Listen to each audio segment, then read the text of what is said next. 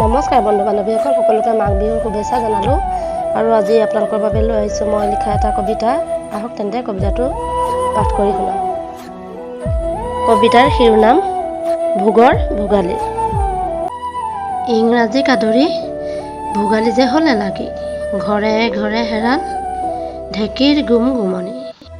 ঘৰৰ জুহালত বহি তামোলৰ খেলেঙি বোৱাই আইতাও আজি নাই ভোগালীৰ জলপান বনাই। তাৰ ঠাই ল'লে আজি ডাঙৰ ডাঙৰ শ্বপিং মলৰ পিঠা বনাই। গাঁৱৰ ৰাইজ এক হৈ মাছ ধৰা মাদকতাও নাই, জাল জুলুকি চেপাতিও আজি মৃতপ্ৰায়।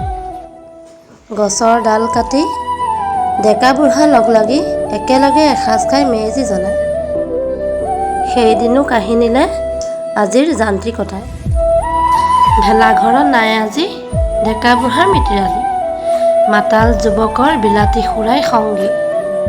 তাকে দেখি সুবাসিত পৱন ছাতিয়েও নাক কোচাই তাচ্ছিল্য কৰিহে যায়। জীৱশ্ৰেষ্ঠৰ মাজত আজি মানৱতা নাই। বোপা ককাৰ দিনৰেই খাবজাটোৰ মুধস্তু আজি চোৰ খেদাৰ অপেক্ষাতেই মূৰ তুলি ৰ'ল।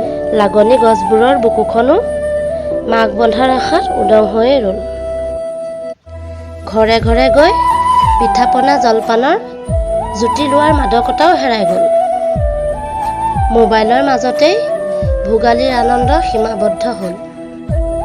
অসমীয়াৰ প্ৰাণৰো প্ৰাণ বাপতি সাহোন অসমীয়াৰ হাততে নিষ্প্ৰাণ হ'ব। ভোগৰ ভোগালী হৈ ৰ'বই লাগি আমি সজাগ নহ'লে। আমি সবে মিলি নাৰাখিলে ধৰি ভোগালী যে দুৰ্ভোগ হ'ব। অসমৰ অসমীয়া সজাগ নহ'লে অসমতে মগনীয়া হ'ব। সকলোকে মাঘৰ উৰুকাৰ লগতে মাঘ বিহুৰ শুভেচ্ছা জনাই আজিৰ কবিতাটো ইমানতে সামৰিলোঁ। মাতটো ভাগি আছে, ইমান ভাল হোৱা নাই যিমান হ'ব লাগিছিল। সম্পূৰ্ণকৈ চোৱাৰ বাবে আপোনালোকলৈ বহুত বহুত ধন্যবাদ জনালোঁ।